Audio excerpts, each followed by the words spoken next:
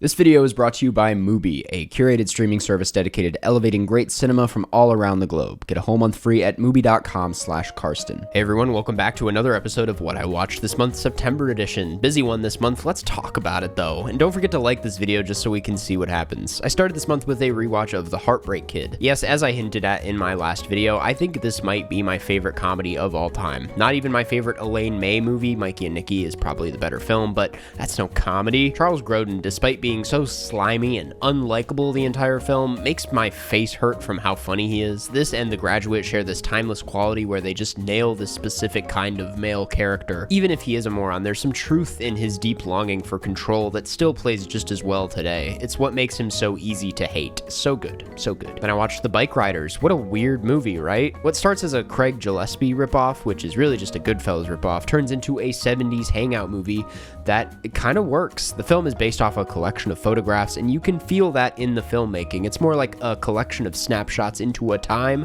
rather than one fluid story. And to be honest, like I just said, it works, especially when the performances lean into how mumbly the tone is, especially Michael Shannon, who just eats up every scene he's in. I'm usually not a fan of dull, muddy cinematography, but this whole movie looks like it was lightly toasted over a flame. I don't think it is the most gripping thing in the world. I think its looseness makes it hard to feel moved by anything going on, but I really appreciated this for what it was. I would not be upset if we got more movies like this these days. Then I watched Aguirre, The Wrath of God for Monkey Mondays. I don't know if I pronounced that right. Believe it or not, first Werner Herzog movie I've seen.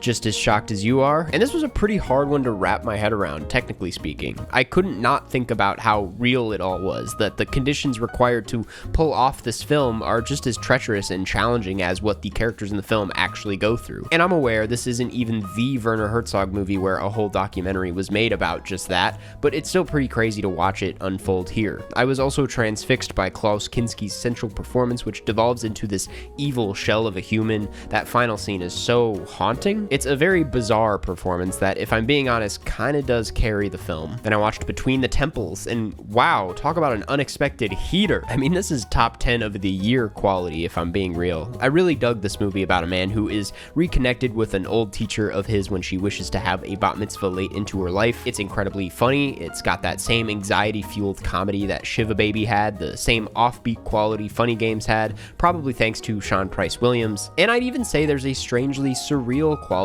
that reminded me of something like La Chimera. Is that crazy to say? It's just a film that blends so many different styles and tones, but never feels unsure of what it is. It's a very unique blend that got me excited about the future of filmmaking. Incredible screenplay too. Much more to say somewhere down the line, but I'll leave it there for now. This basically sums up everything I love about independent film. It's just adventurous and hilarious and personal. Do not sleep on this little treasure. Then I rewatched Beetlejuice, and I enjoyed it about the same as I did the first time. Still undeniably breathtaking in its production design and makeup, probably one of the most ambitious movies in that regard that I can think of, but where it falls short for me every single time is in just how disorienting and convoluted it starts to feel after a while. But still, very fun, very funny, still makes me smile. Then I watched Beetlejuice, and this was a lot better than I expected it to be. Beautifully directed and refreshingly physical for a 2024 release, if you know what I mean. A pretty cringy screenplay that comes out better than it should thanks to some great performances from everyone involved. Yeah, I had fun. I hope Tim Burton goes down whatever path this is. Then I rewatched Phantom Thread.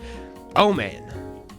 Despite my pretty consistent praise for this one over the last few years, I haven't actually sat down and rewatched it in a while, and boy is it just as good as I remember it being. Whatever you want to call this new style of PTA where the scenes go off the rails in ways you never expected, giving the whole thing an adventurous and unpredictable quality, this is probably the most that style has ever worked on me. Despite it feeling so tame and under the surface, at least in the front half, I'm locked in for every shot of this thing. It commands your attention. I find this film both so romantic and so repulsive.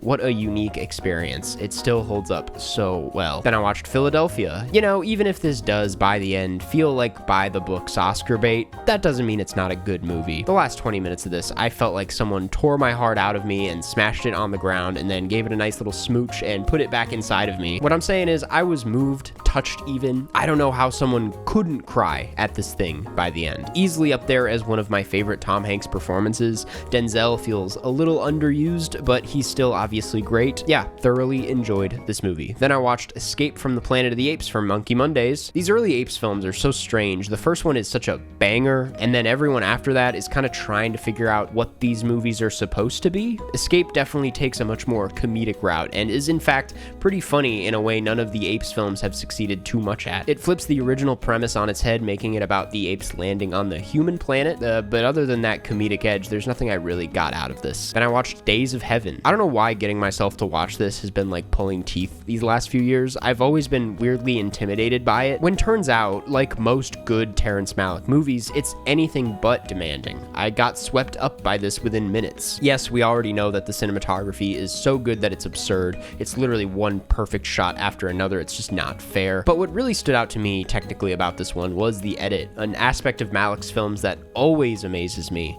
but really stood out here. This, more than any of his others, moves with such grace. Every cut feels like the perfect follow-up to whatever came before it. Similar to Phantom Thread, it takes on a mind of its own where you don't really know where they're gonna go with it, but you're hooked every step of the way. Filmmaking, more specifically editing like this, can't be taught. He makes certain choices and captures certain images that come from somewhere deeper within. They're very nostalgic and warm, like I'm looking at a family photo and feeling a sort of connection for people I never really knew personally. And I know that sounds pretentious, I just can't help but talk that way when I'm talking about Terrence Malick movies. They feel so personal. This one specifically just seemed to strike the best balance between his newer style and what he was doing at this time. Then I rewatched Moonstruck. This is simply one of the most likable movies out there. If you don't like Moonstruck, you need to work on that, which is so impressive for a movie where characters just keep cheating on each other. It's so honest about love in that way, even the ugly sides of it, that when the purely romantic moments come out, they feel more authentic.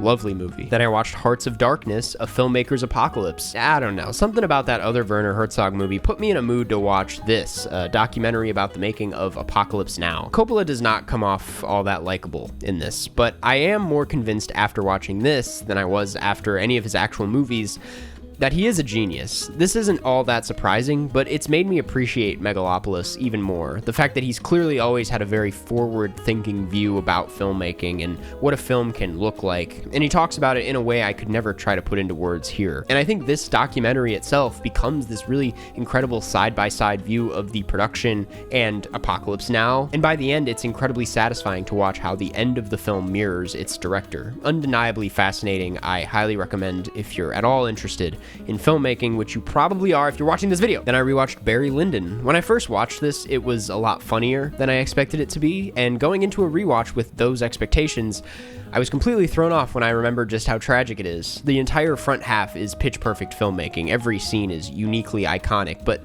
the back half is where this thing really comes alive. I might be wrong, but I don't think Kubrick has ever made something this character-driven before. The candlelight cinematography and the luscious score are both masterful in their own ways, but this is literally driven by one shelled-up man. And he does an incredible job at slowly building this character up and then breaking him down. It just reminds me of, well, you know. Then I watched Baraka for Monkey Mondays, and holy what the fuck? I don't really know how to describe this movie. It's a documentary without any narration. It's a series of shots from around the world meant to paint a picture of man's relationship to nature, as well as our relationship to religion and industry and everything. Have you ever seen that Aphex Twin video of the monkey? This is where that's from. It sounds vague and overwhelming, yet the film does a pretty damn good job at covering all of that. Talk about masterful editing. This is cut like one giant montage, but it doesn't feel like it. You're kind of sucked in. You have to watch this thing uninterrupted. No phones, dark room. Just lock in for 90 minutes, and I promise you it's going to be a pretty special experience. I was very into this. Then I rewatched The Master in 70mm. As expected, this clicked so hard on a rewatch. When I talk about movies that are both devastating and hilarious, it's usually something they're able to achieve with slick edits. To make that blend work, you have to know how to transition from one tone to the next. Barry Lyndon is a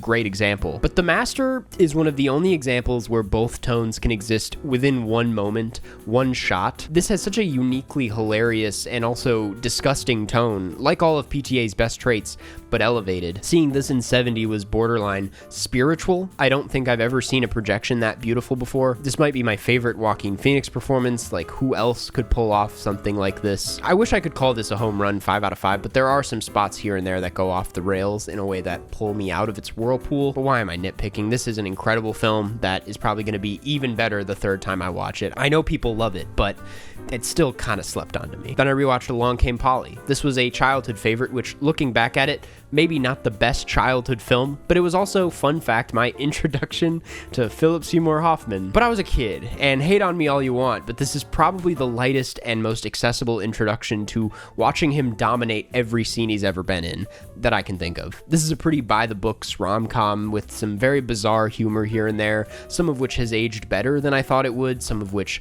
certainly didn't. It's a good comfort watch. I can't call it anything more than that, though. Then I rewatched Kill Bill Volume 1. This is also, I have to say, one of my comfort watches. I don't think this is Tarantino's best movie, but I do think it's his most rewatchable. It's the one time I can think of where he truly commits to what he's paying homage to. In this case, martial arts films as well as spaghetti westerns. Rather than taking what they did and putting his own twist on them, he really just commits to their styles. This has plenty of Tarantino-isms, don't get me wrong, but it never gets lost in the sauce. He is laser focused on making these action sequences the most compelling and hilarious they can be, and he succeeds at that. I don't think it's as good as Lady Snowblood now that I've seen it, but I find this movie endlessly enjoyable. I wish more movies still looked this bright and colorful. Then I watched Steve, the Steve Martin documentary. I'm realizing these days that I'm a pretty big Steve Martin fan, even if I haven't seen his most iconic comedies. And this documentary puts into words why he's my kind of comic. His silly and self-described stupid approach is so my thing, and this does a wonderful job at tying his influence into the present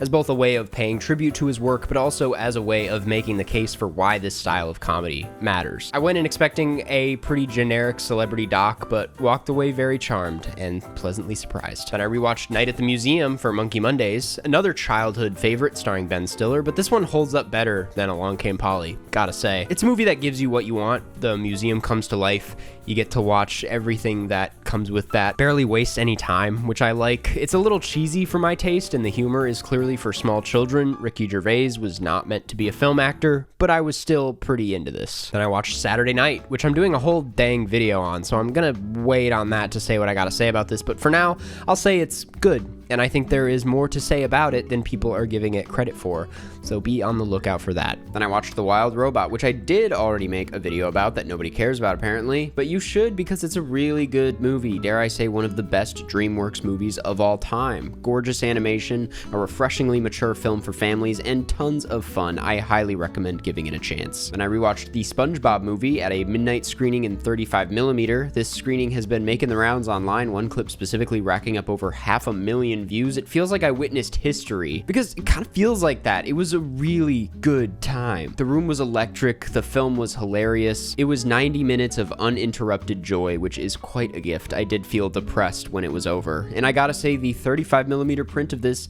was genuinely stunning. The colors were gorgeous. It really highlighted just how well animated this thing is. All the faces are perfect. I gotta be honest, it was a top 3 theater going experience. I really loved it. And I rewatched Napoleon Dynamite. I haven't watched this one in a while. It was a childhood favorite that I feared would not hold up now, but goddamn did it prove me wrong. This is still very funny. In fact, the reason I find dry humor so enjoyable now is probably because of this thing. It was my introduction to whatever this style is. It's a damn shame Jared Hess just has not reached this level of quality in a while, though Nacho Libre was close, because this is such a unique little film that I'm convinced will be funny even 20 years from now. Then I watched The Circus for Monkey Mondays. This is an essential Chaplin film I'd never really seen, and I enjoyed it. I loved looking at it as Chaplin grappling with his own feelings on being an entertainer, how those around him treat him, and where he finds love and affection in this career. It doesn't dig as deep emotionally as some of his greatest films, but seeing as though it was maybe the first in his filmography to start going in a more personal direction, I can see why it maybe didn't go all the way. I'm not a Chaplin expert, so I could be completely wrong there. All that aside, just a very enjoyable film with all the top tier slapstick you'd expect from him. Then I finished the month with Jokey Folly. I did talk about this one already in a video. I found this to be extremely boring, completely misses the mark on everything that should have been good about it. Underwhelming musical numbers, torturously boring courtroom stuff, not enough gaga. Shouldn't have ever been made, in my opinion. Okay, also, even though I didn't watch it this month, I feel like I have to talk about The Substance because it is the talk of the town right now, and that Cannes video is not the place people are going to look for those thoughts. I love The Substance. To be a shocking film these days is pretty difficult, and this shocked me halfway through.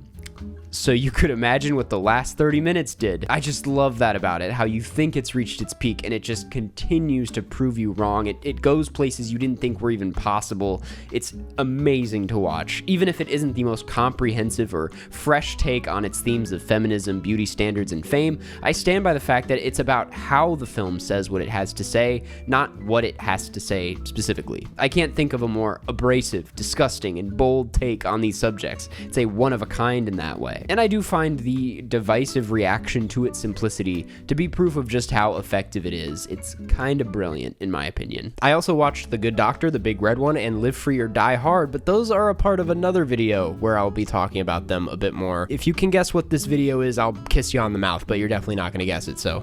Anyway, that's what I watched this month. What do you watch? Let me know. And if you're looking for something to watch next month, you should really check out this week's sponsor, Mubi. Mubi is a curated streaming service, a place to watch beautiful, interesting, and incredible cinema. From iconic directors to emerging auteurs, there's always something new to discover. With Mubi, each and every film is hand-selected by its team of curators. Discover the best of cinema at your fingertips, streaming anytime, anywhere. And while I'm here, I want to give a shout out to their new film, The Substance. A Cannes Prize-winning sensation, The Substance is a delirious, shocking, and absolutely unmissable experience. Demi Moore gives a career-best performance as Elizabeth Sparkle, a past-her-prime Hollywood A-lister that turns to a mysterious experimental drug in an attempt to recapture the glories of her youth. The film also has sensational supporting turns from Margaret Qualley, as well as Hollywood veteran Dennis Quaid as a repellent studio exec. It's the acclaimed second feature from director Coralie Fargier, demonstrating the vision of a horror master. Substance is in theaters in the US and everywhere now. You can try Mubi free for 30 days at mubi.com/Karsten. That's mubi.com/Karsten for a whole month of amazing cinema